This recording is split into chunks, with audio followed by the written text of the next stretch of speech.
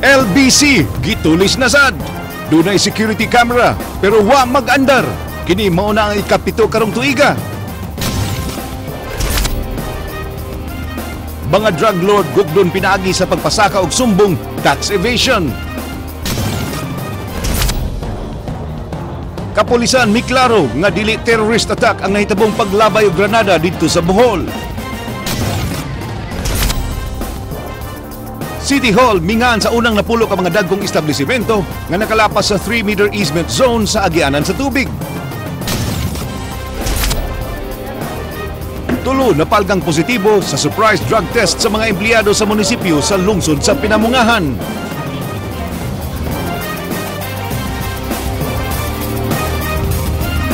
May hapon Sugbo, Kabisayan, ania na ang mga balita uban ang kinitibuk-ang puwersa sa News 5 Cebu karong adlawng Martes, petsa 2 sa buwan sa Setyembre, tuig 2014. Ako si Glenn Soco. Inyo sa aming madungog simulcast sa Radyo 5 101.9 News FM alang sa mas komprehensibong impormasyon. Ako si Georgia Herrera.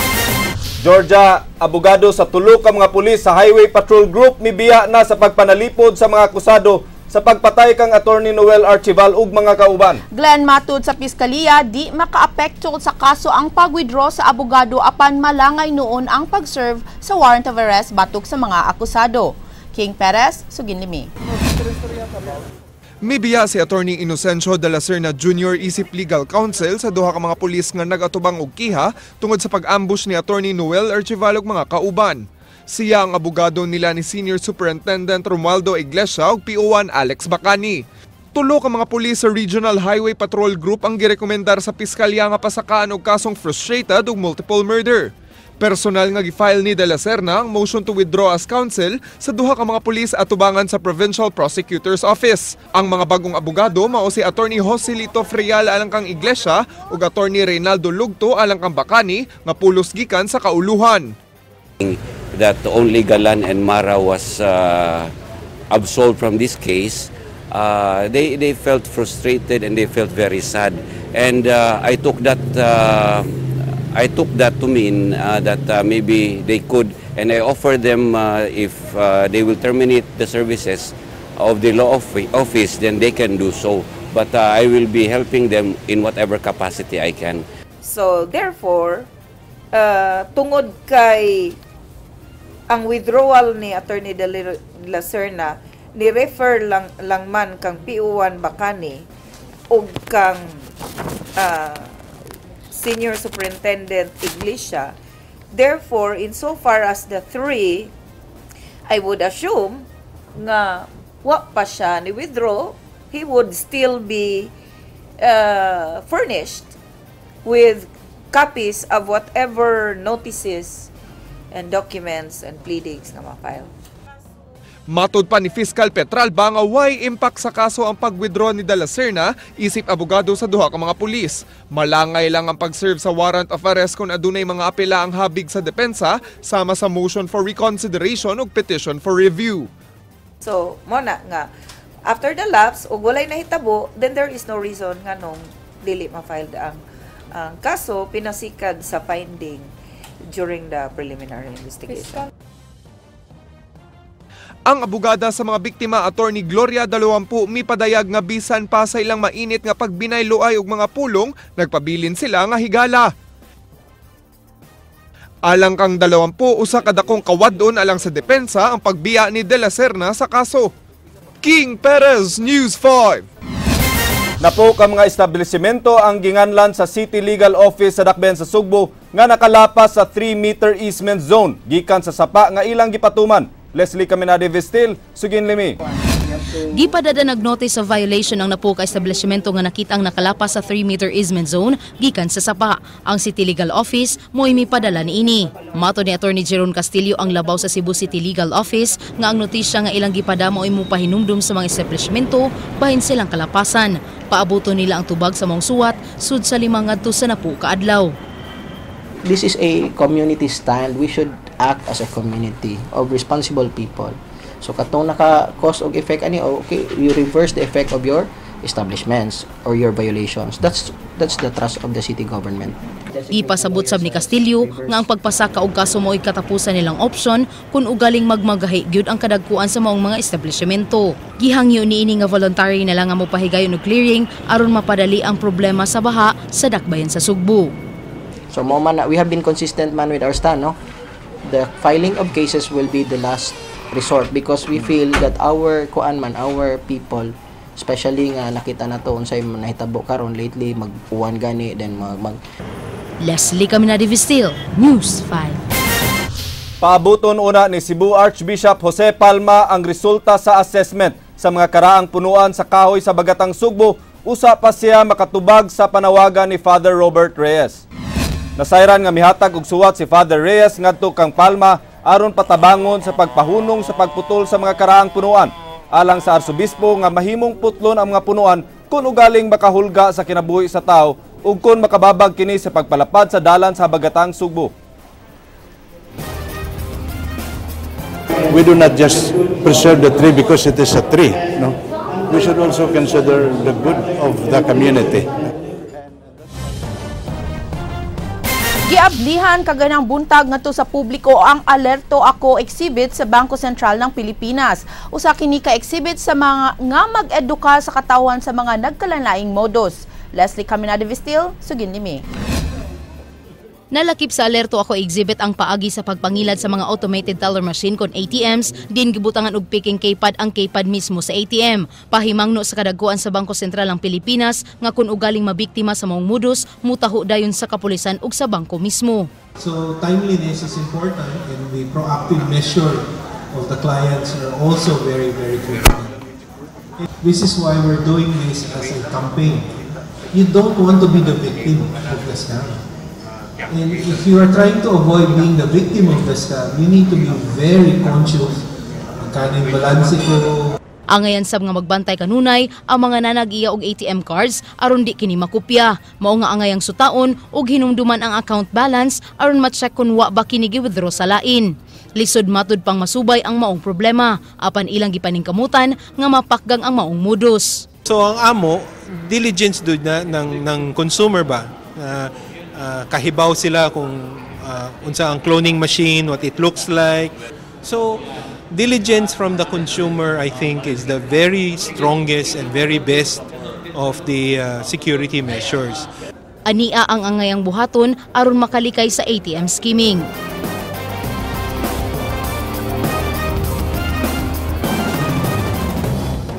Leslie Caminada Vistil, News 5. Duha ka mga tax evasion cases ang giandam karon sa Revenue District 13 sa Bureau of Internal Revenue. Matud ni Legal Division Assistant Chief Attorney Neri Yu, gipadadan sab sila og mga suwat kadtong adunay kakulian sa ilang gibayran nga income tax. Ang BIR sa igo lang mususi sa income tax sa mga taxpayers ug ang Department of Justice na mo'y musangat sa mga tax evasion cases. Ang Department of Justice mag-develop na siya sa mga ebidensya. Unya, tagaan yun nag-chance ang taxpayer nga kanang i-explain niya nganong dunay diferensya ang income tax ug ang iyahang sources. 36 pesos. Lain na sob nga branch sa LBC ang gitulis kaganihang udto. Kini mao na ang ikapito nga pagpanulis sa ilang mga branch karon lang tuiga. Andrea Patenya, Sugin Limi. Laing sa nga nasab sa LBC ang gitulis sa tulo ka mga lalaki dinhi sa Barangay Punta Princesa ning dakbayan sa Sugbo alas 12:20 kaganihang udto. Sa inisyal nga investigasyon, gibanaban ng 5,000 pesos ang nada sa mga tulisan. Kini ang ikaduhang higayon nga natulis ang LBC Punta Princesa branch. Una kini gitulis ni atong Nobyembre sa miaging tuig. Ang LBC branch dinhi sa Barangay Punta Princesa mauna ang ikapito nga sanga sa LBC dinhi sa Sugbo nga nabiktima sa pagpanulis karong tuiga. Kahinumduman nga ang labing uwahing branch nga gitulis mao ang LBC Subang Dako nga nabiktima lang ni atong miaging buwan. Gikan Enero hangtod Agosto karong tuiga, moabot na sa dulan 200,000 pesos ang nasakiyo sa mga tulisan ikan sa managlahing branches dinhi sa LBC apan hangtod karon inyong makita nga wa gihapon mag-hire og gwardya ang LBC management. Sa pagpanulis kaganiha, usa ang nagsilbing lookout sa gawas luwan sa motorsiklo, usa ang mibantay sa pultahan, samtang usa ang misud ug mitiun og arma sa duha ka tellers dayong kuha sa kwarta. Wa makuha ang tanang kwarta ug ang mga cellphone sa mga empleyado kay nagdali-dali ang mga tulisan. Gani tungod sa kapaspas sa hitabo, wa makabantay kining mga tig-ayo ug bisikleta sa gawas nga gitulis na diay ang LBC. No, directly na kasi wala katao-tao sa loob. The other one, tumayo dito sa may pintuan. Yung isa dumiretso sa loob. In-approach kagad yung employee. Naka-bull cap lang naman siya. Isa skinny, dark skin, naka-green na t-shirt. Yung pumasok. Motorsiklo, yes. Pag-abot na nila sa mga polis, kabantay. Ingon na sila nga, wa may kabantay na itulis. Kuwa may kabantay. So, wala na ni nangyagit ang mga test? Wasad. Wala ra? Wa mo kabantay nga na kadudahang mga lalaki nga nagmotorsiklo.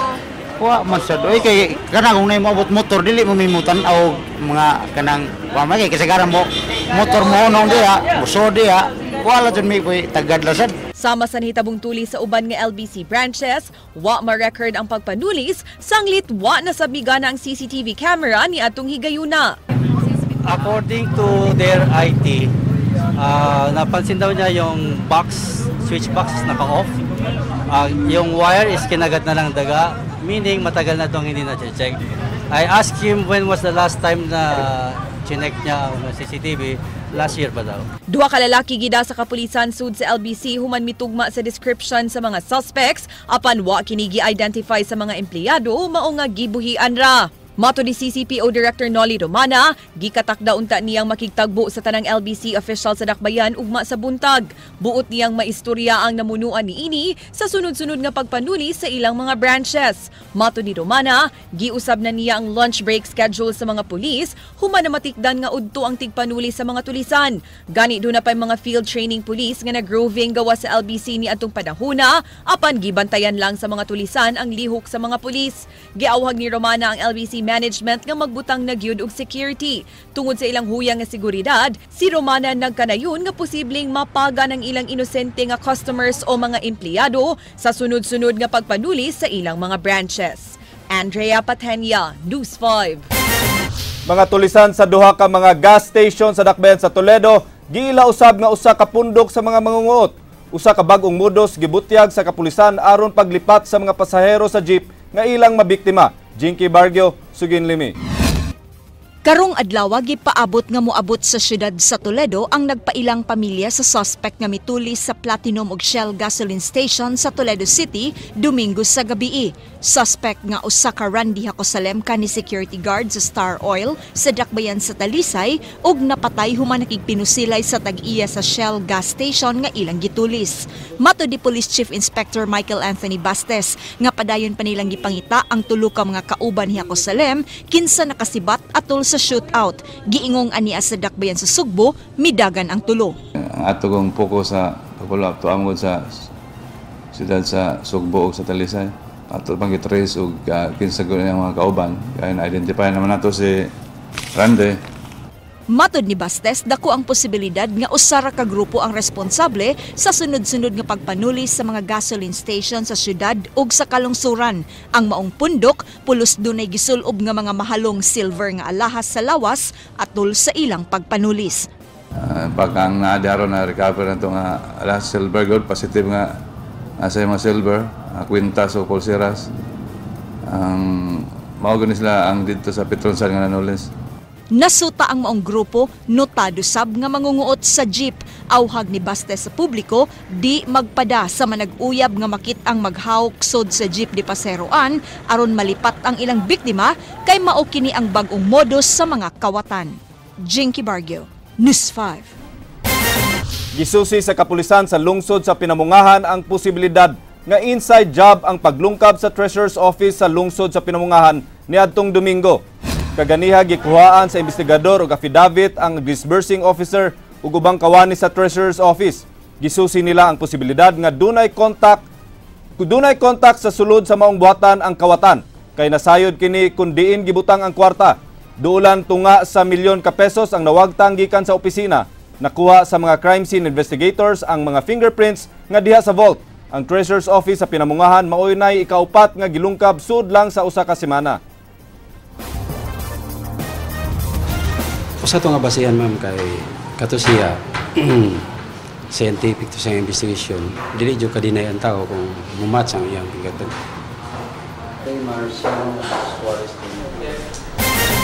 Gila nga usa ka gun for hire ang tawo nga gipusil samtang nakaposas sa may taytayan sa Dalan San Siangco. Ang kapulisan nagtuo nga gipusasan kani aron pa sa nginlan nga pulis ang nagpatay niini. Andrea Patenya, Suginlimi.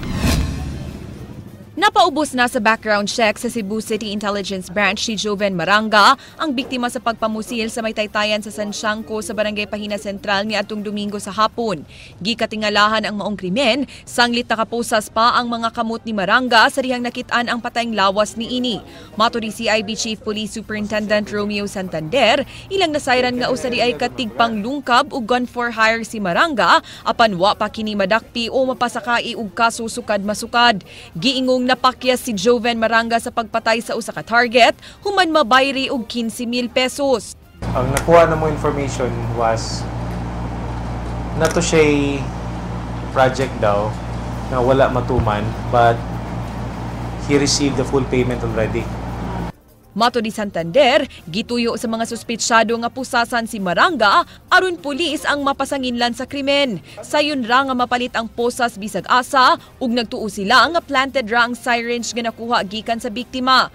Karon ang nahitabo lang is katong mga culprits is they are mura bitaw ilalang gi-change or gi-twist ba nga somehow ang pulis may pasanginlan. So, through the posas. So, mana nanghimo sa senaryo nga posas kita ay. So, mana but karon ma'am nagkuha patag mga personalities ato. Duna na sila'y identity sa mga lalaking responsable sa krimen, kinsa subject karon sa ilang manhunt operation. Andrea Patenya, News 5. Dili usa ka terrorist attack ang paglabay og granada sa Trinidad, Bohol kagahapon. Kini giklaro sa kapulisan nunot sa mga hulga nga pagpamomba didto sa kauluhan. Mubalik si Andrea Patenya.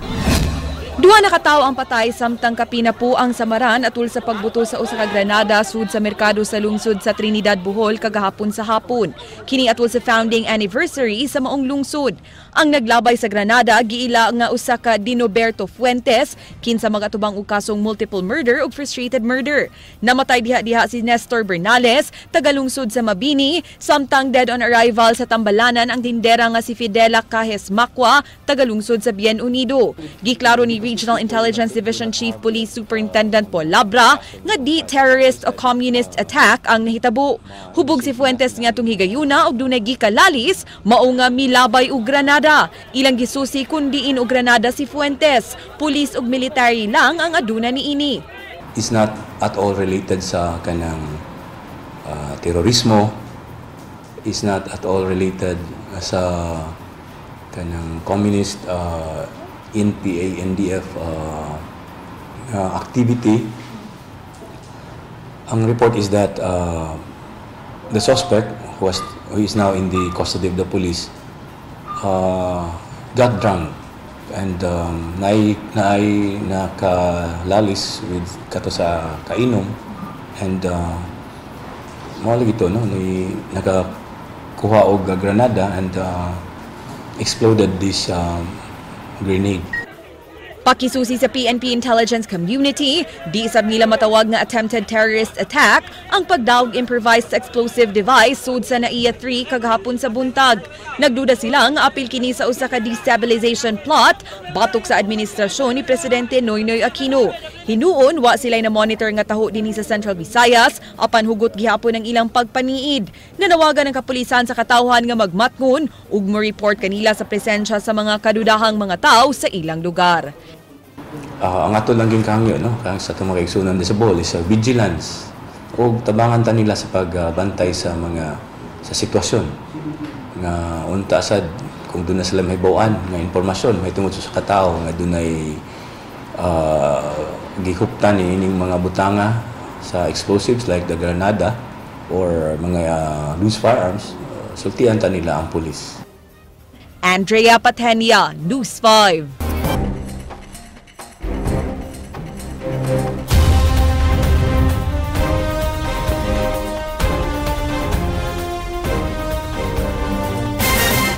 Natultulan sa mga sakop sa National Bureau of Investigation Region 7 ang drug den sa Barangay Ermita, Cebu City nga nahimutang duol sa Barangay Hall. Ryan Sorote, Suginlimi. Wa magtuo ang mga agents sa NBI 7 nga dunay drug den ining compound sa Maidan El Filibustrismo, Barangay Ermita, Dakbayan sa Sugbo. Din ilang target sa bypass operation maong sa ka Rodelito Cabejera alias Gigi nga waday nila mailhi. Si alias Gigi mo'y nag-operate sa mga suyupanan nga dagsaon sa ilang mga suki sa ginadling drogas. Ining sama og counter na atlan nga namaligya silang Dexter Sanchez nga taga Mingranilla og ang unang nagpailang si alias Mago nga si alias Gigi. 120 ka magagawing pakete sa gituang shabu nga nagkantidad tanan og 24,000 ang nakuha sa posisyon sa duha. Pero mugamit kag drugs dong. Wala sir, bisa tanaw pa yung naw. Sig tanaw pa yung naw, wala ko na. Kabalo ka drug dili dire. Wala gani sir, karon ba jud kare dire. Suroy lagi ko. Tene, inyo sa mga dire. Negosyo mo dire ba? Negosyo mo dire ba? Ha? Aja? Tagasa ka ba? Ha? Nagagawa lagi. Gingong dagang tao ang naa sa compound atul sa pagronda sa NBI 7 apan nakadagan ang uban mao nga kining 27 ka tawo lang ang nadakpan. Dunay mga lawak nga posibing suyupanan sab kay nagpasad man ang mga drug paraphernalia o mga gisudlan sa shabu. Sama og gihimong tambayanan sab ang lugar kay magduwa sab dinhi ang mga manuyupay ini mga muli-muli og karira machines. Lain na sayran sa NBI nga bisan kuno ang mga bata makapalit og shabu sa lugar sa kantidad nga 50 pesos matag pakete. It can be noted yung presence ng mga dito, yung mga video carrera machines, ha? Kasi yan ang pinagpupuyatan ng mga bata rito eh. Ang information namin, even a grade schooler can use drugs here for 50 pesos. Di unta trabaho sa NBI ang pagbatok sa ginaling drogas apan kinahanglan nilang aksyonan ang reklamo nga miabot sa ilang buhatan.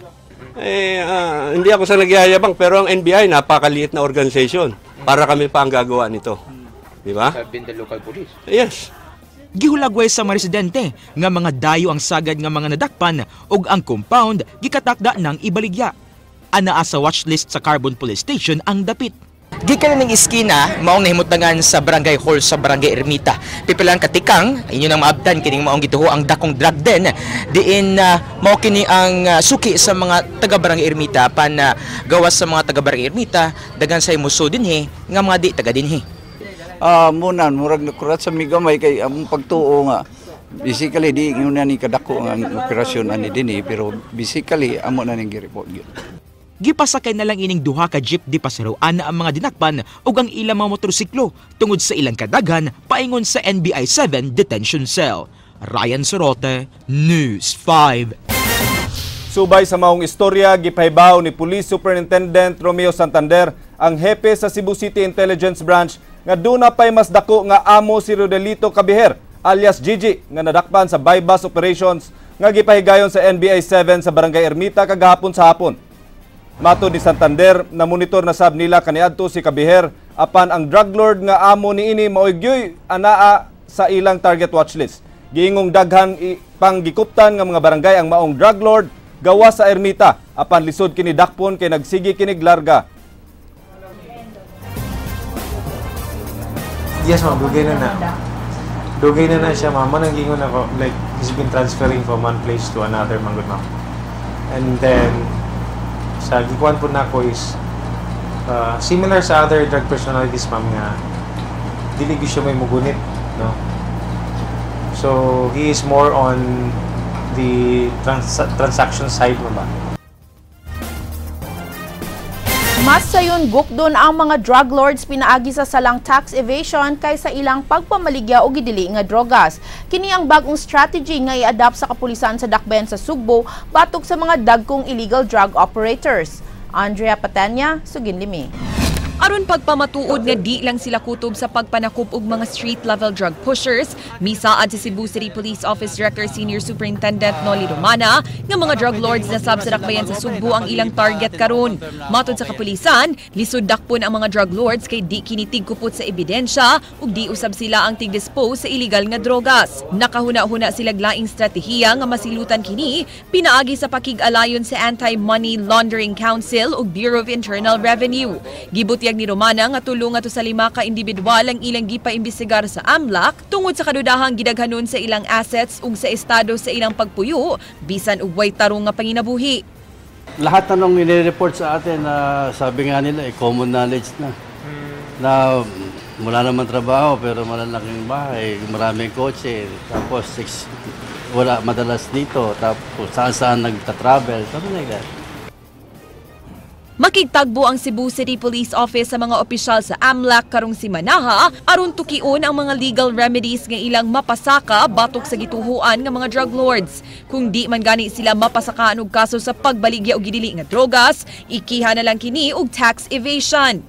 Dahil yung mga big fish, yung mga drug lords, they still have the money, di ba? They still have the resources.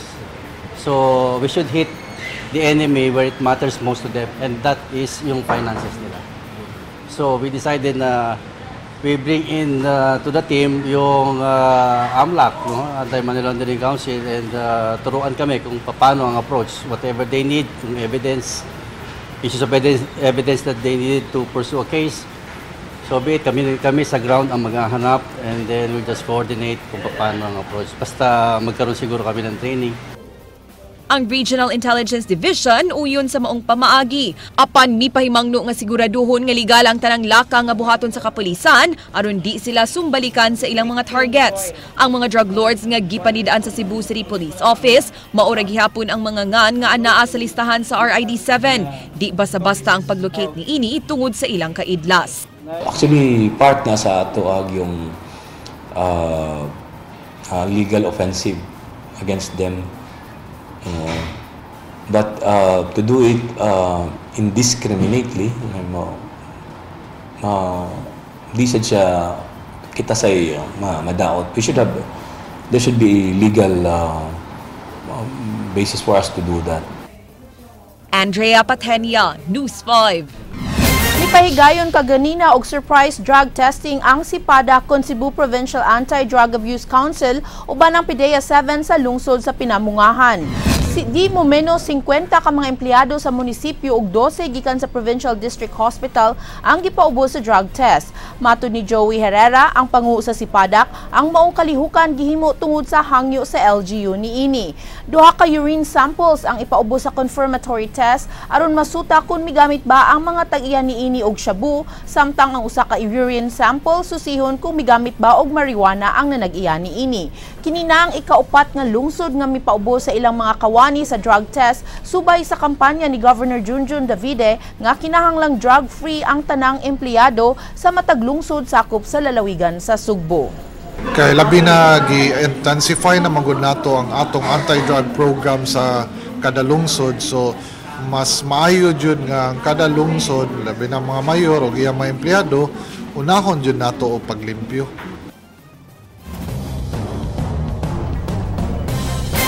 Usa ka drug pusher sa dakbayan sa Karkar na siko pinaagi sa usa ka search warrant. Ang suspect bago pa lang nakagawas sa prisuhan. Jinky Bargio, Suginlimi. Dinhi ining payag nga nahimutang sa sitio Lagang, Barangay Bulinawan, siyudad sa Karkar, mipahigayon sa pagronda ang kapulisan gikan sa Karkar City Police ug Regional Anti-Illegal Drug Special Operations Task Group sa yug kaganihang buntag.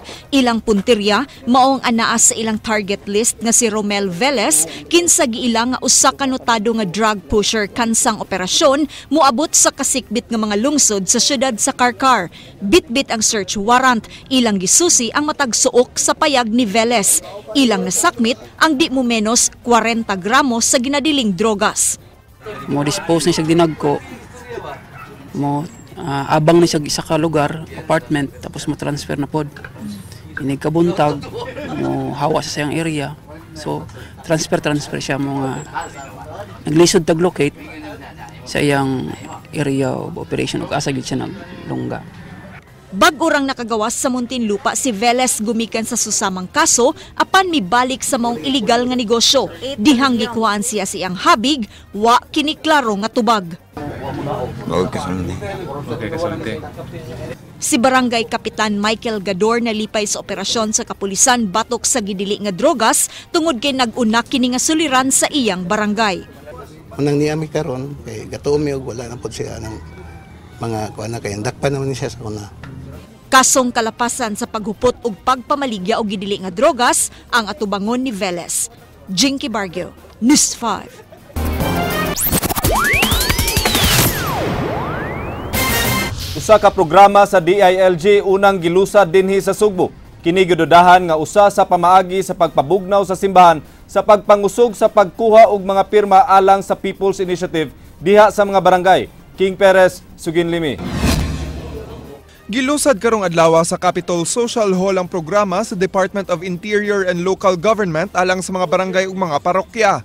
Kini gitawag nga ugnayan ng mga barangay at simbahan kon ubas nga usa ka partnership sa matag barangay ug mga tanang matang sa simbahan sa ilang dapit. Gitambungan kini sa mga sakop sa liga ng mga barangay sa lalawigan ingon man sa kapulisan ug mga sakop sa nagkalain-laing relihiyon.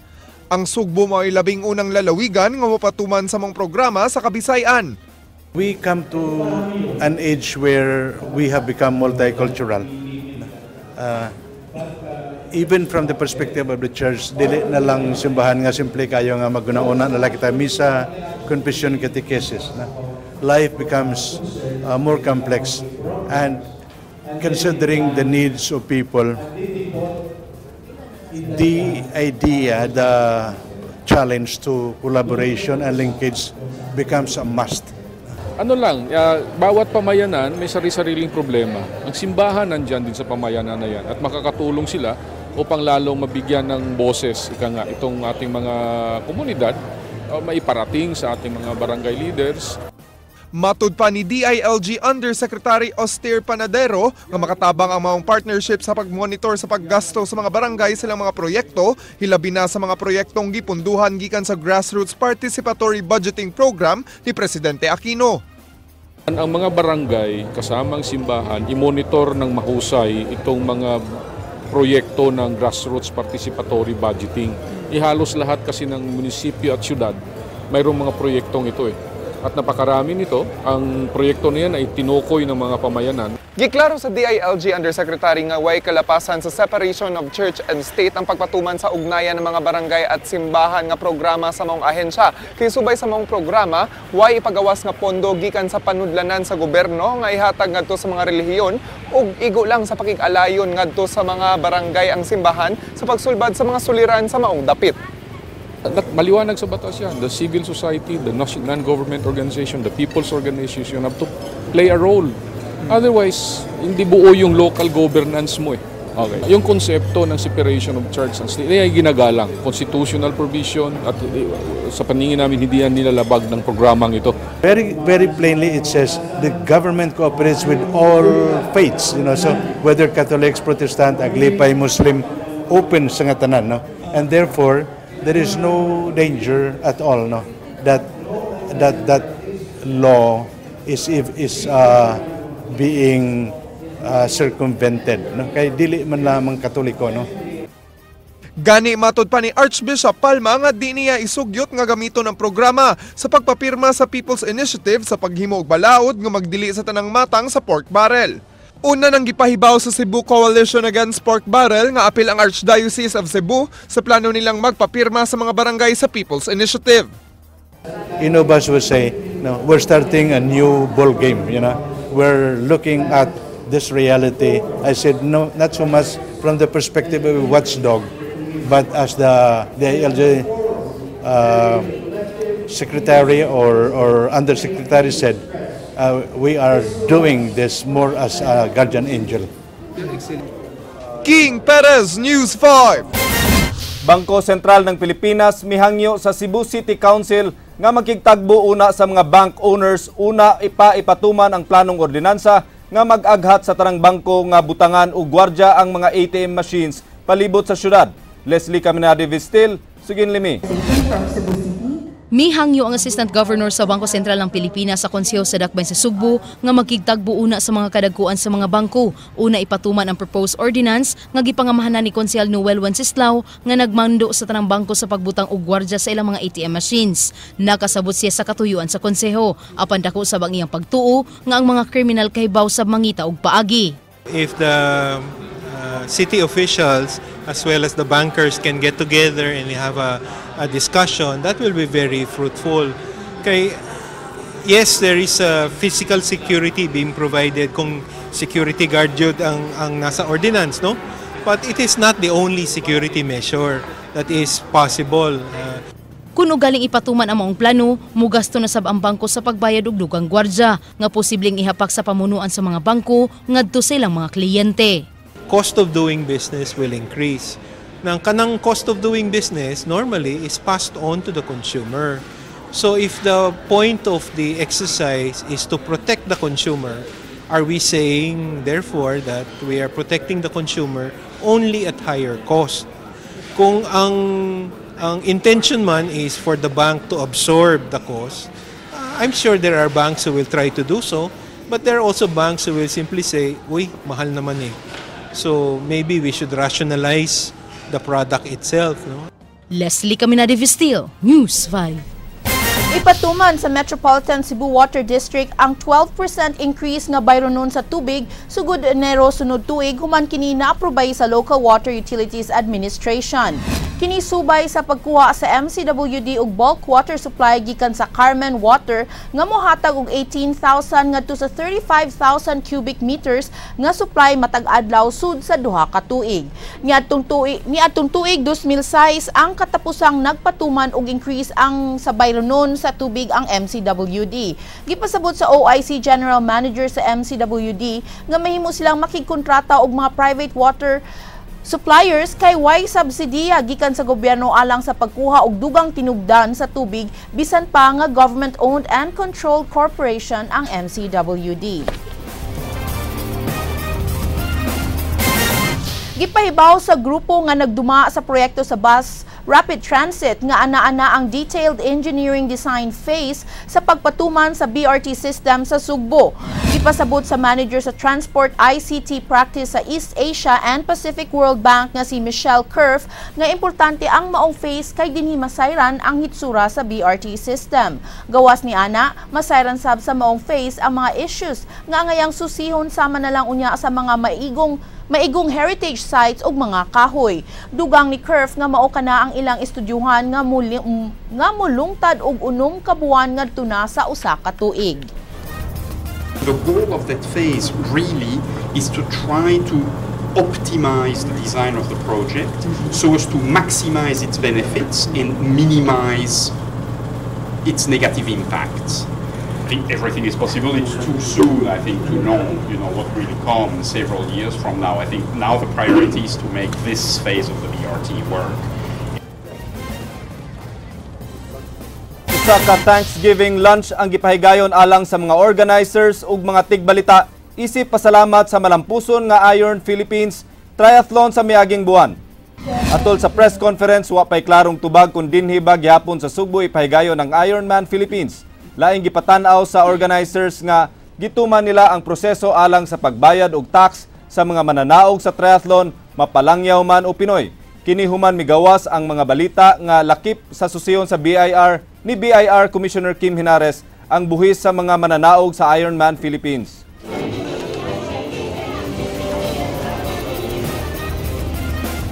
Lahat ng tax na yun, binibigay yan sa BIR under the name of the winner, kung may TIN na siya, which is the tax identification number. If there is no TIN for foreigners, we then have to apply for a one-time TIN. And the supporting document there is the authorization and confirmation that they have won, which amount, and their passport, para makuha yung identity nila. We are not the expert on tax. Dulan 4,000 ang misalmot sa Grand Parade sa Dakbayan sa Mandaue niadtong Sabado sa hapon. Isip usa sa mga kalihukan alang sa kasaulugan sa ika-45 nga Charter Day sa maong Dakbayan. Mga empleyado sa City Hall, nagkalain-laing government agencies ug mga magtutudlo gikan sa mga tungaan ang miapil sa parada gikan sa Mandaue City Plaza Square padung sa Sports Complex. Human sa parade gipahigayon dayon ang relaunching sa slogan sa Mandaue City nga mao ang #IAMandaue. Matud ni Mayor Jonas Cortez, pinaagi sa maong slogan, awhagon ang matag Mandawihanon nga mutabang sa pagpalambo sa ilang dakbayan. Gipasalig sa mayor nga di pa mahuman sa iyang labing uwahing termino, padayunon niya ang mga proyekto alang sa public-private partnership, Bantay Mandaue Command Center, ug pagpalambo sa ilang drainage systems, hilabi na karong diin Problema na sab ang grabing pagbaha tungod sa panahon sa ting-uwan.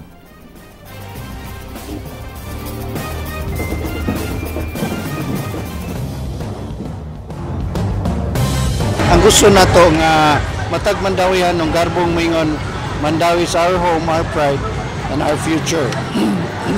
Pinagi sa kuan nga dunay sense of ownership and sense of belongingness. Nga sila, appeal sila sa paglambo sa Dakbayan sa Mandawi. Everybody is embracing na good social media. Mandawi City, doon na hashtag I am Mandawi. Well, it's a very great impact on everyone because everyone's involved in iPhones, computers, so it really helps. Kanig yung hashtag sa yes, that's right. Pasud na tanan dito ang discussions about a particular subject. Yes. So tanaw na to niya kung sa mga nasud na dito sa Mandawi City. We'll see. Check on niya, Glenn. Hashtag I am Mandawi. Paukad to ang mga balita sa Aksyon Bisaya. Kini si Glenn Soco. Musunod na ang Action Prime. Daghang salamat. Ako si Georgia Herrera. Bisan asa, bisan kanusa. Kapatid. Kay di lang kutob sa balita. Action!